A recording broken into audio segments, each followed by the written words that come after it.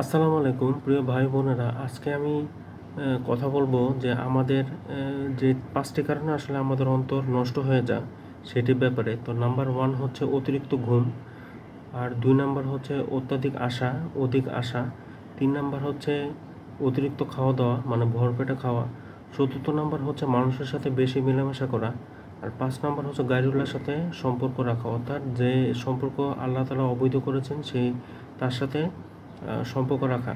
তো আমরা চেষ্টা করব এই 5টি বিষয় থেকে নিজেকে হেফাজতে রাখা এবং নিজেকে সংযত রাখা। কারণ অতিরিক্ত কথা বলাও ঠিক না, কারণ অতিরিক্ত কথা বললে আসলে অনেক ভুল হয়। আর অতিরিক্ত খাওয়া দাওয়াও ঠিক না, কারণ রাসূলুল্লাহ সাল্লাল্লাহু আলাইহি ওয়াসাল্লাম 3 ভাগ করে খাইতেন, 1 ভাগ পানি, 1 ভাগ খাবার আর 1 ভাগ উনি খালি রাখতেন। আর অত্যাধিক আশা না করা, কারণ আল্লাহ তাআলা আমাদের জন্য যেটা রেখেছেন সেটাই হবে, তার বাইরে আসলে কিছুই হবে না। আর 4র্থ নম্বর হচ্ছে মানুষের সাথে আসলে অতিরিক্ত মেলামেশা করা। খুব বেশি প্রয়োজন না হলে আসলে মানুষের সাথে বেশি মেলামেশা করাও ঠিক না। আর 5 নাম্বার হচ্ছে যে গায়রুল্লাহর সাথে সম্পর্ক, অর্থাৎ আল্লাহ যে সকল সম্পর্ককে অবৈধ করেছেন, হারাম করেছেন, তাদের সাথে সম্পর্ক রাখা।